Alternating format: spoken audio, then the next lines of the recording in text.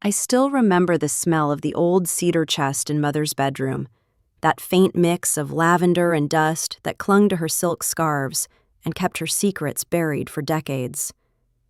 I never thought that smell would one day make my heart race, that it would be the scent of betrayal. For 20 years, I believed peace had settled over our family after Mother passed. My sister, Evelyn, was the one who handled everything: the papers, the estate, the funeral arrangements. I was too broken to question anything back then. I had just lost the only woman who ever understood my silences. Evelyn told me, "There was no will, Nora. Mother always said we should share everything."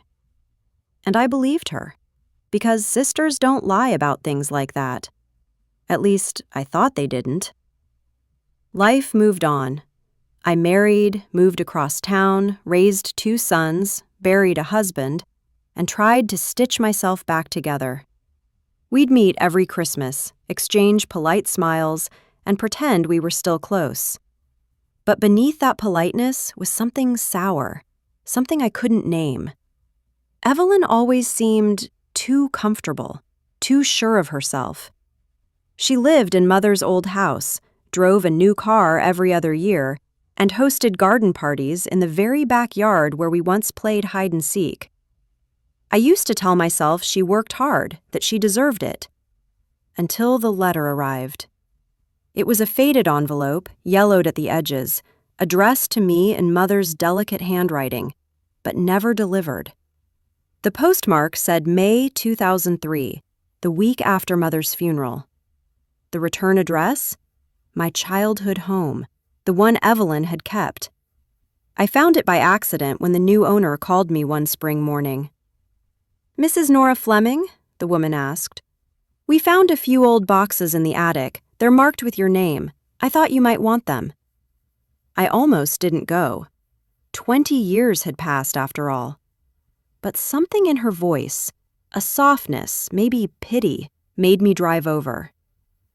I stood in that familiar house, breathing in ghosts. The wallpaper was gone, the floors polished, but the walls still whispered. The box sat in the corner of what used to be Mother's sewing room. Inside were family photos, a brooch I hadn't seen since childhood, and that envelope. My hands trembled as I opened it. Inside was a single sheet of paper, folded neatly. Mother's handwriting, the same looped letters that once signed my report cards, read, "My darling Nora, if you are reading this, it means something went wrong. Please, trust the chest beneath my bed. Everything you need to know is inside. Don't let Evelyn take what was meant for you." I read it again and again, my breath catching. What chest? What was meant for me? When I drove home that evening, the sky had turned bruised purple, heavy with the promise of rain. My thoughts were louder than the thunder. Why would Mother write this? Why would Evelyn hide it? I spent that night sitting by the window, staring at it, the lightning flickering across the clouds. My heart was no longer steady. It felt like a drum calling me back to that house, back to that cedar chest. The next morning, I returned, pretending I'd forgotten something in the attic. The new owner, kind as ever, let me in. The bedroom was smaller than I remembered, the light colder. I knelt beside where Mother's bed used to be. The chest wasn't there, of course. Evelyn must have taken it years ago. But I remembered the small rose carving on its lid, the way Mother used to trace it when she prayed. And suddenly, a memory, clear as glass. Evelyn and I packing up the room after the funeral, her hands moving too quickly, her voice trembling as she said, "I'll take care of Mother's things." She'd taken the chest that day. For 20 years, I'd let her. I drove straight to her house, our Mother's house, and parked outside the iron gate. My fingers gripped the steering wheel until they turned white. I didn't plan to confront her, not yet. I needed proof. But as I sat there, I saw her through the window, arranging flowers on the dining table, our Mother's favorite lilies. something inside me cracked. That night, I called her. My voice was calm, too calm. "Evelyn, do you still have Mother's cedar chest?" There was a pause, a long, brittle silence. Then she laughed. "Oh, that old thing? It broke years ago. Why?" I could hear the lie in her tone. She was still the same, careful, cautious, ready with excuses. "No reason," I said quietly. "I was just reminiscing." After we hung up, I couldn't sleep. My mind replayed every conversation, every visit, every glance she'd given me, and it all started to make sense. The way she'd avoided talking about the will, the way she'd snapped once when I'd asked about Mother's jewelry, the way she always changed the subject whenever the past came up. By morning, I'd made up my mind. I went to the county records office, a gray building that smelled of paper and secrets. I spent hours flipping through old archives, wills, and probate documents. Nothing under Mother's name. Nothing. Until I searched the microfilm from the year 2003. There it was. Estate of Margaret Hale, filed May 27, 2003.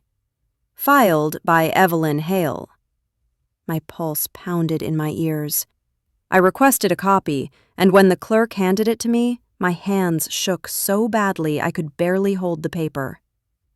Mother had left a will, and it was notarized, signed, real. The first page read, "I, Margaret Hale, being of sound mind, do hereby declare this my last will and testament. I leave the family home to my daughters, Nora and Evelyn, to be shared equally.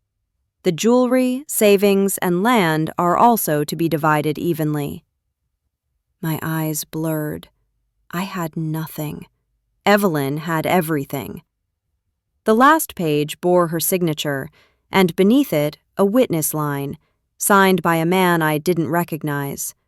And then, one final line.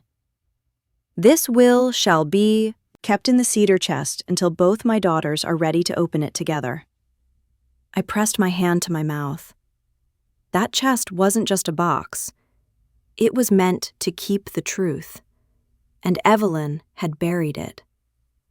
When I drove home that day, the world felt different. The air sharper, the colors colder. Every song on the radio sounded like a lie. I sat in my living room, clutching the papers, staring at the old family portrait on the mantel.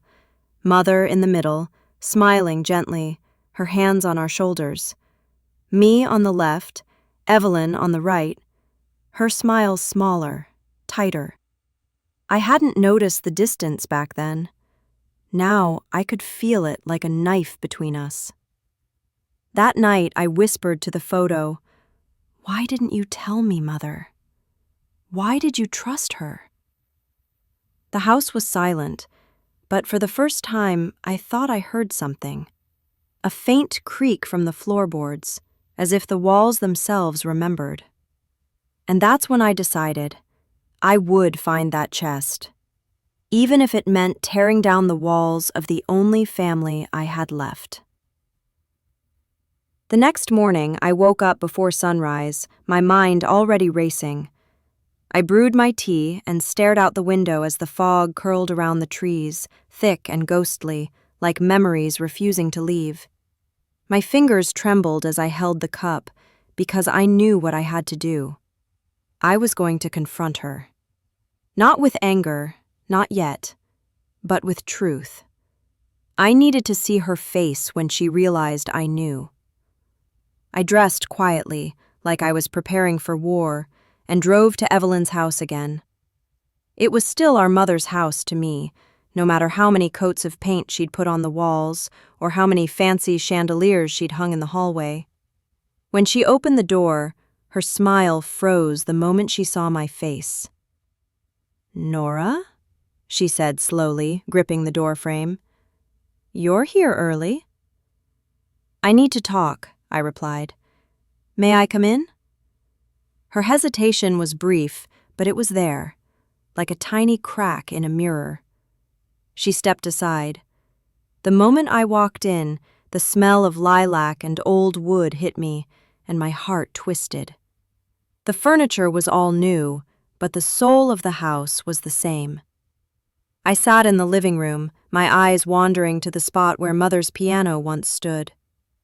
Evelyn sat across from me, clutching her coffee mug like a shield.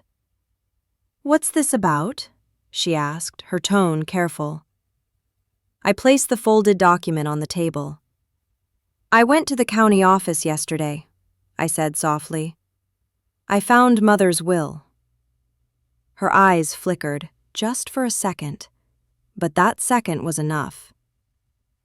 "I don't know what you're talking about," she said, her voice rising slightly.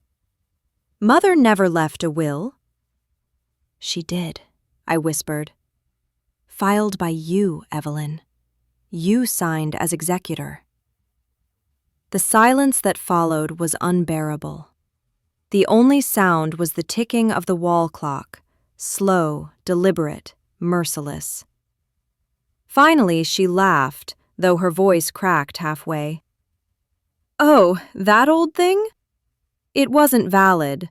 Mother changed her mind before she passed. It didn't mean anything." "She left it in her cedar chest," I said. "And you took that chest, didn't you?" Her hands stiffened. "It broke years ago," she repeated, but her eyes betrayed her. I leaned forward, my voice trembling but firm. "You knew she wanted us to open it together. You knew there was something inside. Why did you hide it?" For a moment, she said nothing. Then she stood, her back turned to me, staring out the window. "You don't understand," she said finally, her tone low. "You were always Mother's favorite. She gave you everything, her love, her time, her forgiveness. I had to fight for every scrap of attention. You think you know what it's like growing up in someone's shadow?" Her words cut through me like a blade, sharp and bitter. "Evelyn," I whispered, "Mother loved us both." She turned, her face twisted in something between anger and pain. "No, Nora, she adored you. Even when you failed, she still defended you. When you left home, she cried for days. Do you know what she told me? 'Your sister has a kind heart. Learn from her.'" "Learn from you? I was the one who stayed. I took care of her. I paid the bills. I buried her. And yet, everything was supposed to be shared?" Tears burned my eyes, but I didn't blink. "That's what she wanted." Evelyn's voice trembled. "Well, what she wanted didn't matter anymore, not after she left me alone with everything. You had your family, your life, your happiness. All I had was this house, and I wasn't going to lose that too." There it was, the confession. Cold, quiet, final. I sat there, numb, listening to the sound of my own heartbeat echoing in my ears. "You stole 20 years of truth from me," I said finally, my voice breaking. 20 years of believing there was no will. 20 years thinking Mother hadn't cared enough to write one. Evelyn looked away, her chin trembling. "It was easier this way. For both of us." "No," I whispered. "It was easier for you." The tears I'd been holding back finally escaped. They fell silently, landing on my hands. I stood up slowly. "Where is the chest, Evelyn?" She didn't answer. Her silence was an answer in itself. I turned toward the door, ready to leave, but then I heard it. The faintest sound, a floorboard creaking from down the hallway. I paused. Something inside me told me not to move. "Don't go in there," Evelyn said suddenly, her voice sharp. That was all it took. I walked down the hall, my pulse pounding in my throat. At the end was Mother's old bedroom, or what used to be. The door was closed. I turned the knob and stepped inside. The room was dimly lit, with thick curtains drawn. Against the far wall, beneath a faded painting of a meadow, was an old chest, smaller than I remembered, but the rose carving was unmistakable. My breath caught. "Evelyn," I whispered, turning to her. "You said it broke."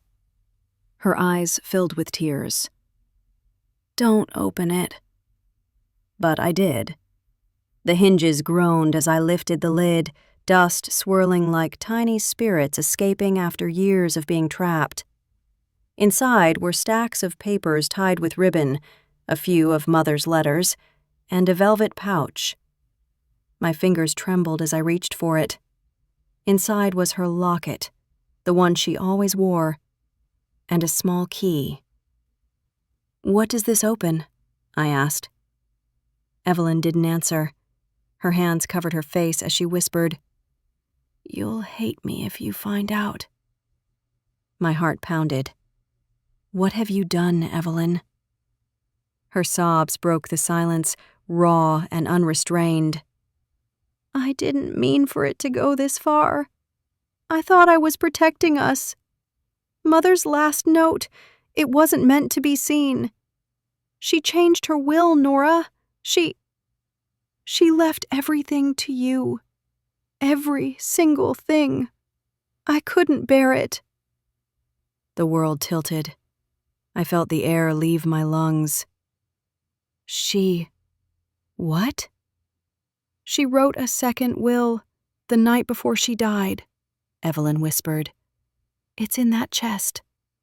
I was there when she signed it, but she told me she'd send it to you later. She never did. When she passed, I couldn't stand the thought of losing the only thing that tied me to her. So I hid it." I looked at the chest again, my fingers trembling as I pulled out a sealed envelope, yellowed and delicate. On the front, in Mother's handwriting, were the words, "For Nora, when truth is ready to breathe." I sank to my knees, my tears falling freely now. Evelyn turned away, her shoulders shaking. As I held that envelope, I felt both rage and sorrow flood through me, the kind that changes the shape of your heart forever. I didn't open it right away. I couldn't. Not yet. The truth could wait a few more hours. I wanted to remember my mother as she was, kind, gentle, soft-spoken, before I faced what she'd truly left behind. And behind me, Evelyn whispered through her tears, "I only wanted to keep a piece of her. I never wanted to lose you, too." But it was too late. The sound of the rain outside deepened, and the thunder rolled in the distance, like a warning from the heavens. I clutched the letter to my chest and whispered, "You already did." I didn't open the letter until midnight, when the house finally felt as hollow and honest as my chest. I set it on the kitchen table, turned off the overhead light, and left only the little lamp near the sink so the shadows would stay soft. The envelope was delicate, the paper thin as breath. Mother's handwriting looked steady, almost stubborn, the way she always held a line when everything else was breaking. "My Nora," it began, and I heard her voice in the words. "If this reaches you, forgive the delays life puts between truth and the ones who deserve it. I changed my will the night the doctor told me the tide was not turning. You were not here yet, and Evelyn was trembling. I knew how fear can turn a good heart desperate. So I left. Everything in your name. Not because I loved you more, but because I trusted you to share without being asked. If she chooses honesty, give her half. If she chooses silence, keep the house breathing." The key in my locket opens the next door, not the cedar chest, but what lies beneath it. There is a place that keeps the pieces the world tries to scatter. Box 317, Hargrove & Sons Bank. Be brave. What you find will hold you. And yes, it will bruise you. But it will set you straight with the past. My throat tightened. I pressed my fingertips to the sentence about bruises and felt the paper warm beneath my skin. Hargrove & Sons. I knew that vault. A narrow building on the corner of Maple and 3rd, as old as our church pews. I had walked past it 1,000 times without knowing that something with my name on it was sleeping inside. I held the letter to my chest and breathed in the faint smell of cedar and lavender that still lived in the fibers. And then, because grief is a strange animal that prowls even in Revelation, I cried. I cried for the years that turned hard from a lie, for the sister who had kept me at arm's length, for the mother whose wisdom had been tucked into a quiet envelope waiting for my shaking hands. I didn't sleep. I watched the night lighten, watched the blue turn to pearl and then to pale gold on the kitchen wall. At 6, I put the letter and the locket key in my purse, buttoned my coat, and stepped into the morning air that smelled of wet leaves and started over promises. I told myself I would go alone, but when I reached my car, I found a silhouette at the curb, arms wrapped around herself, hair damp with fog. Evelyn. She looked smaller than she had in years, as if confession had stolen inches instead of years. I couldn't sleep, she said without preamble. I knew you'd go today. Come then, I said. The words surprised me with their gentleness. If you're brave enough to stand beside me, be brave enough to walk in. Her jaw trembled once. She nodded, climbed in, and sat with her hands folded, like a girl at the edge of apology. We didn't speak on the drive. The wipers stitched slow arcs across the windshield. Outside, the town moved like a film you could barely follow. Shopkeepers lifting metal grates, a boy on a bicycle carrying a loaf of bread, a woman opening the door to her laundromat and letting warm steam meet the cold. At Hargrove & Sons, the bell over the door gave a polite little gasp when we entered. The foyer smelled like ledgers and lemon oil, the past kept tidy. A clerk I didn't recognize straightened from her stool. She had silver hair clipped in a barrette shaped like a leaf. "Good morning," she said. "How can we help you?" "My mother, Margaret Hale," I said, steadying my voice on her name. She held a safety deposit box here, box 317. The clerk's eyes softened with a kind of old knowing. "We do," she said. "Identification, please." We gave our papers. She checked signatures, wrote a neat note, and beckoned us through a quiet, carpeted corridor where the walls swallowed sound. The vault was a cool, humming belly of metal and time. When she slid open the drawer marked 317 and set its thin, long box on the table, my hands began to tremble again. "You may take your time," she said. "Press the bell if you need assistance." The door whispered shut behind her. I looked at Evelyn. She wouldn't quite meet my eyes. "Whatever is inside," I said. "We read together. No more locking rooms. No more closed doors." "All right," she whispered. The box was light. I used the key from Mother's locket. It turned with a soft, final click. Inside lay a small stack of envelopes tied with a faded blue ribbon, a narrow healthcare journal, a folded deed, a photograph wrapped in tissue, and a flat, black cassette tape labeled in Mother's careful hand, "For my girls." The sight of the tape undid something in me. I could hear her voice already, the lilting patience, the strength that never raised itself. But there was no cassette player here, only our hands and the bell metal quiet.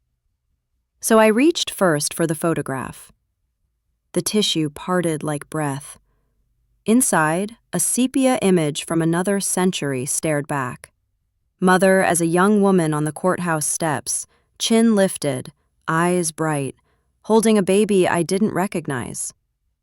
The baby wore a crocheted bonnet. Beside Mother stood a boy with a solemn, bookish face. Behind them, just out of focus, was a man whose features were almost familiar, that same slant to the eyebrows as when I look into a mirror too long. I glanced at the back. In faded pencil, 1982. The day I said yes to the burden love gave me. I turned to the journal next.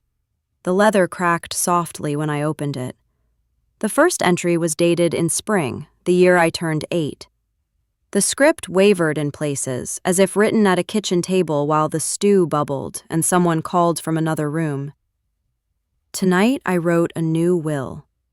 Not because I love one child more, because I love them both the way a mother sometimes must, unfairly in the eyes of the world, faithfully in the eyes of God. Nora will keep the house safe. Evelyn must not be asked to carry the roof and the rooms that made her feel small. If she wishes to return, it must be as a sister, not a keeper. A page later. There is a truth I have bent around our lives like an iron fence, each picket painted, each nail tapped quiet. I do not confess it to be pardoned, but to set the future down with both feet. Not yet. Not yet. When the time is ready, the girls will hear it from me. My eyes stung. I could feel Evelyn's breath shortening beside me. She reached for the ribbon-tied envelopes and untied the bow with careful fingers. On top lay one addressed to me. When you grow tired of guessing. Beneath it, one to Evelyn. When you are ready to forgive the living. Under those, a third envelope with both our names. And under that, a folded legal document whose title I could see through the thin paper. Transfer of guardianship. Guardianship, I murmured, tasting the word like metal. My fingers hovered. I didn't open it, not yet. A hush prickled over my skin, the way the air feels before thunder presses its thumb into the sky. Play the tape, Evelyn whispered. She startled herself with the urgency in her voice. Please. We can't here, I said, but we can at my house. I kept Dad's old player in the hall closet. She nodded. The hollow courage in her face made me ache. In that moment, I wanted to cup her jaw and say we were still two girls who once counted lightning together, 1, 2, 3, before the thunder arrived. Instead, because the past has edges, I placed the envelopes back the way I had found them and slid the journal into my bag. I kept the deed in my hand. Hargrove County Records, it read, Parcel 4B, Blue Hollow. The fields beyond the river, the ones with grass like waves. The name on the deed was not only Mother's, it was mine. Mine, and a second signature scratched in a careful hand. Thomas Avery. I remembered the witness line on the filed will, that name again, persistent as a splinter you can't see. Who's Thomas Avery? I asked aloud. Evelyn flinched. The neighbor who used to bring Mother tomatoes. He helped fix the fence when we were kids. He moved away, or died, I don't remember which. She remembered. The way her eyes avoided the corner of the room told me she did.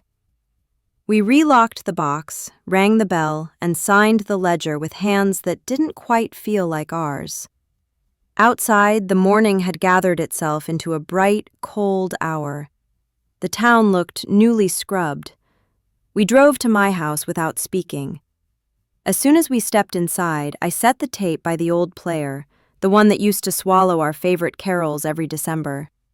The machine clicked and swallowed this new past as if it had been hungry for years. A hush, the soft static of time. Then Mother's voice, warm and steady, poured into my hallway like light through a door left open. "My girls," she said, the words rounding like bread dough between palms. "If you are listening, you have already found what I left in Nora's care. Do not look for villains in my decisions. I have known fear. I have known the ways it makes good people lock drawers and turn their faces. I am asking you to stay until the end of this, because the truth is not a stone that will crush you. It is water. It will sting the eyes and clean them, too." Evelyn gripped the back of a chair. I felt her knuckles against the wood, weighted with her breath in my throat. "There is a reason I did not file the second will at once," Mother continued. "There is a reason I entrusted a man named Thomas to witness what I could not confess in a courtroom. I have carried a secret for longer than your lives. It is written in the papers you hold. It is spoken on this tape, because paper does not know how to apologize." My heart pounded so loudly I could barely hear her. The room seemed to shrink and widen at once. Outside, a dog barked far away. A truck groaned up the hill. Here, inside, time held its hands still. "I made you sisters with my body," she said, and something in her voice bent, almost broke. "But love made a third promise I have not kept. You will both know before the end. Forgive me. The day I said yes to the burden love gave me, I promised that when the hour came, I would put the truth in your hands, not just in your blood." The tape clicked as if she had reached for water. Evelyn made a sound in her throat, small and raw. My knees felt hollow. I reached to steady myself on the table, fingers grazing the envelope with both our names. It seemed to vibrate, or perhaps that was just my pulse passing through it. "First," Mother said, her voice finding its strength again, "go to Blue Hollow. Stand on the parcel the deed names. Take the journal. Take each other. I could not say everything from a deathbed. The land remembers what a tongue cannot. There is a box buried where the earth has never forgotten me. The key is in the locket you have already opened. And when you are both there, together, open the envelope with your names." The tape whirred. A soft click signaled the end of side A. I reached to flip it, but my hand hung in the air, suspended. Blue Hollow. The fields past the river. The place where wind walks in long strides and summer kneels down to rest. Evelyn whispered, "Why the land?" "Because the house held our days," I said, feeling steadiness lift inside me like a keel finding water. "And the land holds the night we never spoke of." I turned the tape, pressed play, and as the reels began their soft, relentless spin, I knew two things with the kind of knowing that doesn't require proof. We would go to Blue Hollow before the sun went down, and whatever we dug up would not be just metal and paper.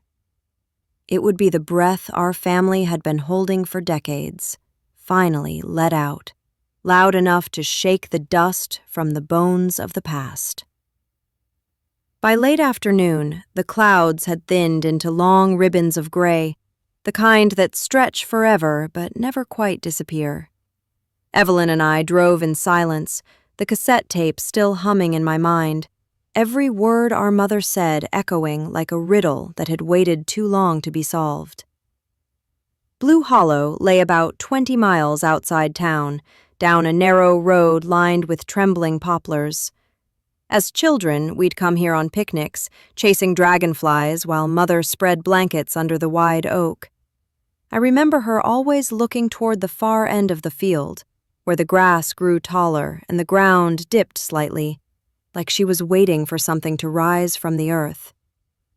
When we arrived, the sun was leaning low, its orange light stretching across the grass like a whisper. The air was still, heavy with the scent of rain that hadn't yet fallen. We parked near the old fence, its posts crooked, half swallowed by vines. I stepped out first. The wind caught my hair, tugging gently, almost urging me forward. Evelyn stayed by the car, clutching her coat around her shoulders. "Are you sure about this?" she murmured. "Mother wanted us here," I said quietly. "Together." We walked toward the far end of the field, the earth soft beneath our shoes. I carried the journal, the envelope, and the small brass key from her locket. Evelyn trailed a few steps behind, her gaze darting everywhere except at me.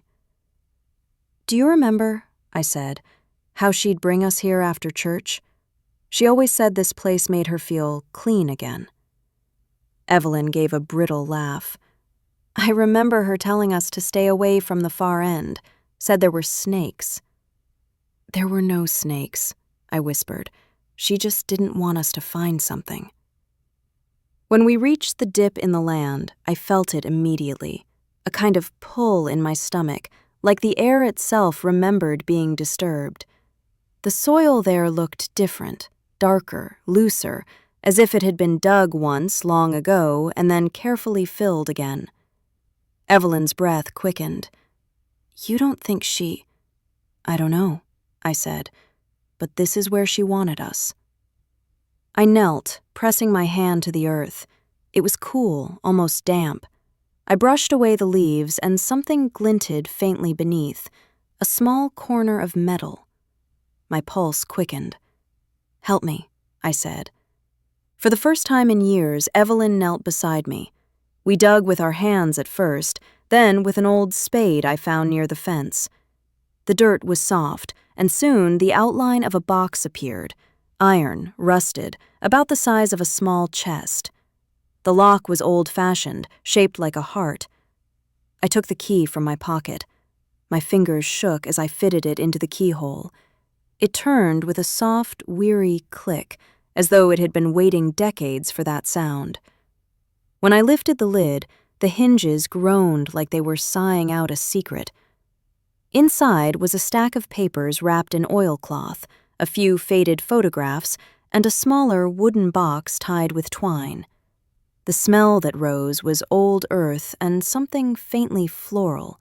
Lavender, again, lingering even after all those years. Evelyn pressed a trembling hand to her mouth. "What is this?" I unwrapped the oilcloth first. Inside were several documents, a birth certificate, a marriage license, and a letter sealed with wax. The birth certificate made my breath catch. Name, Evelyn Margaret Hale.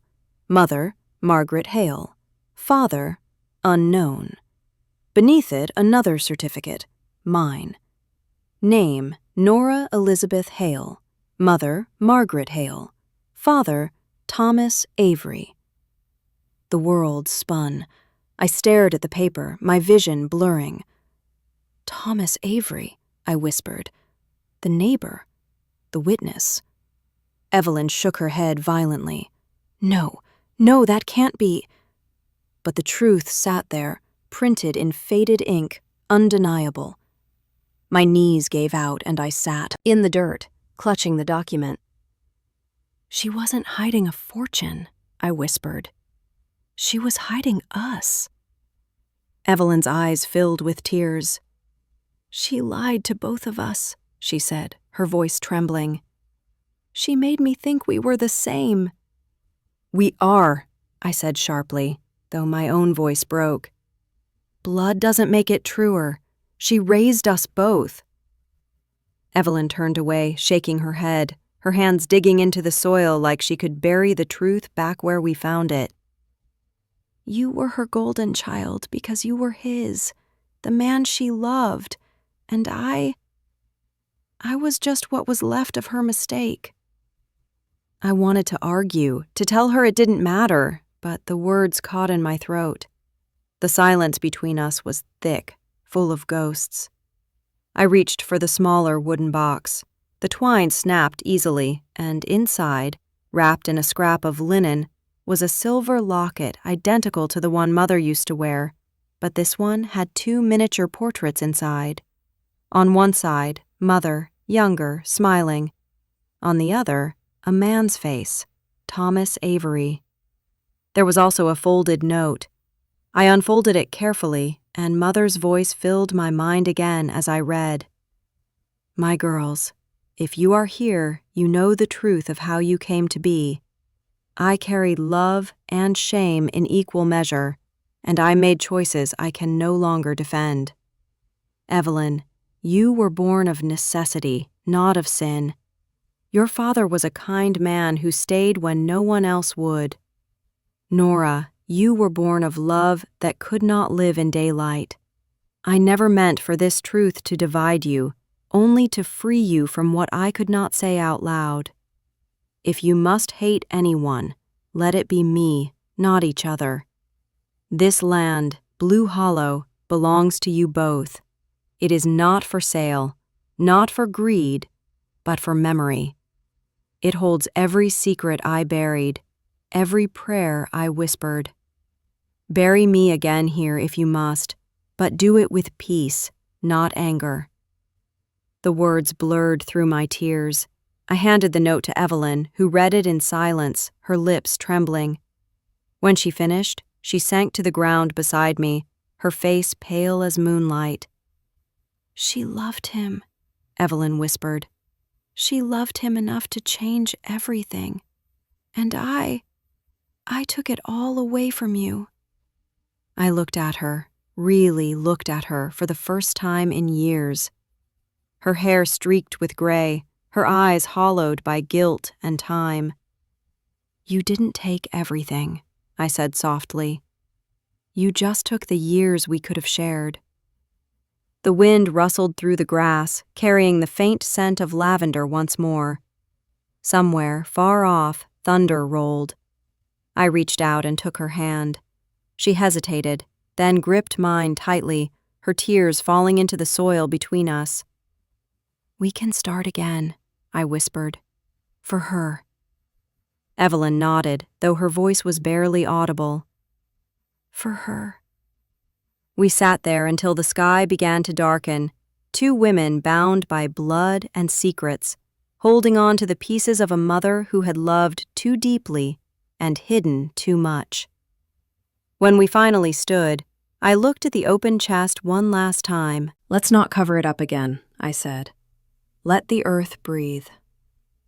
Evelyn nodded, her tears glistening like rain in the dim light. Maybe it's time the truth stayed above ground. We left the field as the first drops of rain began to fall, soft, cleansing, almost holy. And for the first time in 20 years, I didn't feel haunted. I felt forgiven. The rain followed us all the way back to town, a steady whisper against the windshield that made the silence between us even heavier. Evelyn stared out her window, her face turned toward the gray blur of passing trees. I kept both hands on the wheel, my knuckles pale, the headlights cutting through the wet dark like 2 narrow paths that refused to meet. When we reached my house, the storm had grown louder. We sat in the car for a long moment before either of us moved. The wipers creaked once, twice, and then stopped, leaving the glass streaked. I need a minute, Evelyn said softly, her voice shaking. Take all the minutes you need, I replied. She nodded, but neither of us stepped out.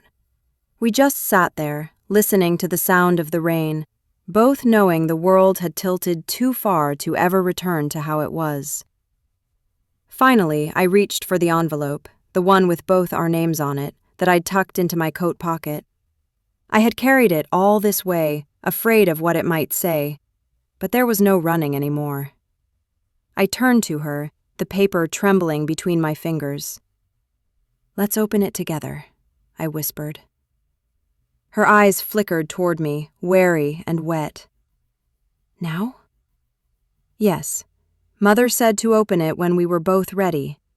I think this is as ready as we'll ever be." I tore the seal slowly, careful not to rip the paper inside. It was a single sheet written in the same soft, slanted hand that had shaped our childhood. "My dearest girls, if you are reading this, the world has already changed for you. Perhaps you are angry, perhaps you are broken, but know that I never wished for either. The truth is not meant to destroy. It is meant to set the ground level so you can walk again without tripping over lies. Evelyn, you must understand, when you were born, I was alone and frightened. Your father was a kind man who stayed, even when his heart belonged to someone else. He gave me safety, and I gave you everything I could. You saved me from the world's judgment, and for that, I owe you a debt I can never repay. Nora, you were born from love that should have been impossible. Thomas Avery was the only man who ever looked at me without seeing my past.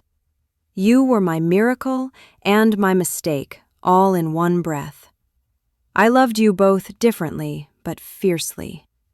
If I could have lived another lifetime, I would have spent it trying to make you see how much. I ask only one thing now.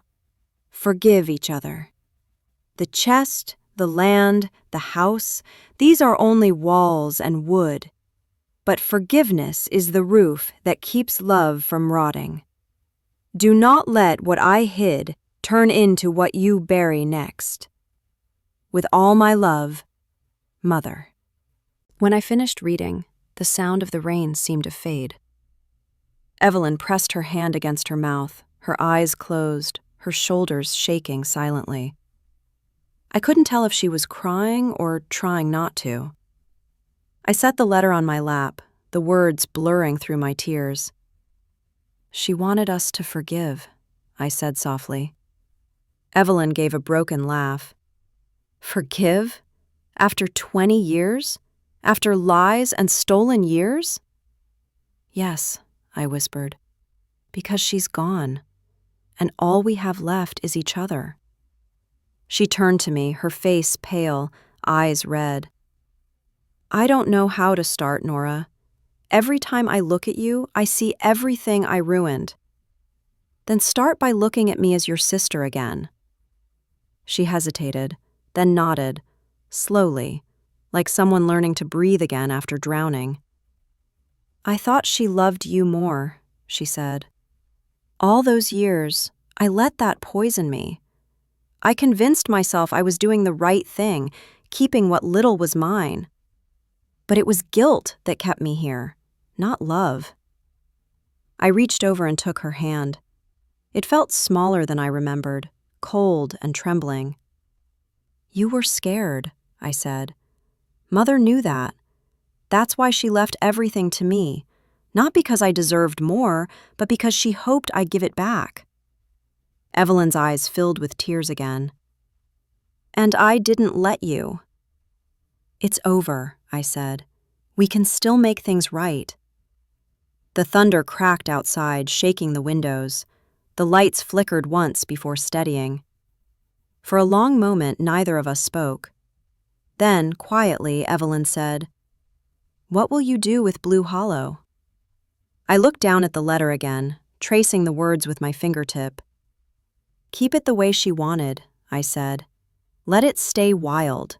No fences, no for sale signs. Just the truth, out in the open." Evelyn nodded slowly. "Can I help?" A small smile tugged at my lips. "Yes, you can help." We sat there for a while longer, the rain easing to a whisper. Then I turned the key and the engine fell silent. I felt a strange calm, like the kind that comes after years of storms. We got out, walking to the porch. The wind smelled clean, sharp, new. Inside, the house was dim but warm. I lit a single candle on the kitchen table, the same spot where I'd read Mother's first letter. Its small flame danced between us, casting soft shadows on the walls. Evelyn reached into her coat and pulled out something I hadn't seen in years, a silver hairpin shaped like a bird. Mother's. "I found this in her drawer the day she died," she said quietly. "I kept it. I don't even know why." I took it from her gently, the metal cool against my palm. "Because you weren't ready to let her go," I said. She smiled faintly, tears clinging to her lashes. "Neither were you."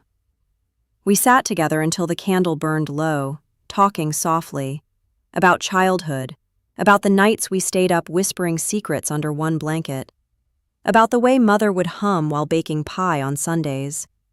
Each memory felt like a stitch, mending something frayed. At one point, Evelyn reached across the table and took my hand. "I'll sign half the house back to you," she said. "It's yours by right." I shook my head. "No, it's ours. We'll keep it that way." For the first time in decades, she smiled without sadness in it. It was small, tentative, but real. When she left later that night, she hugged me at the door, awkward at first, then tighter, like she was afraid to let go. I held her just as tightly. As I watched her car disappear down the wet street, I turned back into the quiet house and looked at the candle's last bit of flame. It flickered once, then went out, leaving a thin trail of smoke curling upward, like a whisper finally released. For the first time in 20 years, I didn't feel like I was living inside a lie. The truth had hurt, yes, but it had also given me something I hadn't known I still had. A sister. And maybe, just maybe, a second chance at peace. The next morning, sunlight spilled through my curtains like forgiveness. It felt strange to wake up without the usual ache in my chest, without that familiar weight of unspoken questions pressing against my ribs. The rain had washed everything clean, even the air. I sat on the edge of my bed, listening to the birds outside, and for the first time in years, I didn't dread the day. There was something peaceful about knowing the truth, no matter how much it had hurt. It didn't matter that the past was tangled, or that our mother had been flawed. She had tried, God, she had tried, to love us both the best she could with the pieces life had given her. I went to the kitchen, made tea, and stared at the envelope on the table, the last one I hadn't opened. It was small, sealed in red wax, and on the front were the words, "To be opened when the sun feels warm again." I smiled faintly. That sounded exactly like Mother. I broke the seal carefully, unfolding the note inside. "My Nora, if you have found this, it means the storm has passed. I hope by now you've learned that secrets do not die. They only sleep until love wakes them. You may think my choices were selfish, but they were born from fear. Fear of losing both of you. Fear of being remembered only for my mistakes. But remember this, a mother's love isn't about fairness, it's about survival. I wanted you both to survive me, even if it meant hating me for a while. There is one last thing. In the small drawer beneath the cedar chest, there's a bundle wrapped in white cloth. Take it to Blue Hollow and leave it under the oak tree. Don't open it. Some things are meant to stay buried, not because they're shameful, but because they've already done their part. And when you do, say goodbye to me properly, not as the woman who lied, but as the one who loved you both enough to let truth finally breathe. Love always, Mother. I folded the letter with trembling fingers. Even in death, she was still giving instructions, still teaching me how to let go. That afternoon, I called Evelyn. Her voice was soft, still raw. "I was just about to call you," she said. "I didn't sleep much. I kept thinking about her." "She left one more note," I told her. "She wants us to go back to Blue Hollow." There was a long pause. Back? For what? To bury something. One last time. Evelyn exhaled shakily. "Then I'll meet you there." We drove separately this time, but when she arrived, she parked beside me without a word. The sky was clear now, the kind of blue that looks almost fragile. The air smelled like wet grass and lilacs. I carried the small bundle Mother had mentioned, a neat white cloth tied with ribbon. It was light, almost weightless, like it didn't belong to the world anymore.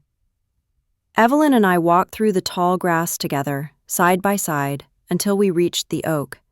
The same oak where we had once played hide-and-seek as children, where Mother used to sit and hum, where, now, we came to finish her story. I knelt first, setting the bundle at the base of the tree. "She said not to open it," I whispered. Evelyn crouched beside me. "Do you ever wonder what's inside?" "All the time," I said. "But I think it's meant to stay that way." We dug a small hole together, the earth soft and easy after the rain. When we placed the bundle inside, Evelyn covered it gently, pressing the soil flat with her palms. Then, without speaking, she reached into her pocket and pulled out something small and silver. The bird-shaped hairpin. She placed it on top of the mound. "For her," she said softly. I nodded. "For her." We stood there in silence for a long while, the wind whispering through the branches, the sunlight flickering across our faces like small blessings. I felt the years folding in on themselves, the pain, the distance, the unanswered questions, all turning to dust in the quiet between us. After a while, Evelyn spoke. "I went through the old papers last night," she said quietly. "There was one more letter, addressed to Thomas Avery. She never sent it." My heart gave a slow, heavy beat. What did it say? "That she forgave him," Evelyn said. "For leaving. For loving her when he shouldn't have. She said she didn't regret any of it because it gave her you." I swallowed hard. "Then she forgave everyone." Evelyn nodded. "Even herself." We both looked out over the field, where the grass moved in slow, gentle waves. The sun hung low, turning everything gold. "Do you think she's at peace now?" Evelyn asked. "I think she finally is," I said. "And I think she wanted us to be, too." We walked back to the car slowly, our footsteps matching. For once, it didn't feel like there was space between us. It felt like coming home. Before getting in, Evelyn turned to me. "I've decided to sell my place in the city," she said. "I want to move back here, for a while, maybe fix up the old house, maybe just be near her again." I smiled. "You'll always have a place here, you know that." She gave a soft laugh, brushing at her eyes. "It took us 20 years to get here, Nora. Let's not waste another day." When she drove away, I stayed behind for a while, leaning against the car and watching the light fade across the hills. The world felt strangely still, like a wound finally closed, leaving only a scar to remind me of where it had been. That night I sat by the window with a cup of tea, listening to the crickets outside. The moonlight poured across the table, touching the last letter I'd left open beside me. I traced Mother's handwriting with one finger, whispering the words to myself. Say goodbye to me properly."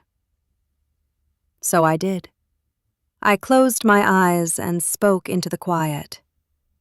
"Goodbye, Mother. Thank you for everything. Even the pain. Especially the pain. It's what made the truth worth finding." A faint breeze moved through the room, stirring the curtains. It smelled faintly of lavender. And in that moment, I knew she was gone. Not in the way that means gone forever, but in the way that means she had finally found her rest. I looked toward the horizon, where the fields of Blue Hollow slept under the moonlight, and for the first time in 20 years, I felt whole. The lies were gone, the secrets unearthed, the love rediscovered. Mother had been right all along. Truth doesn't destroy. It frees. And though the past would always live in the soil beneath that oak tree, I knew the future was finally ours to grow.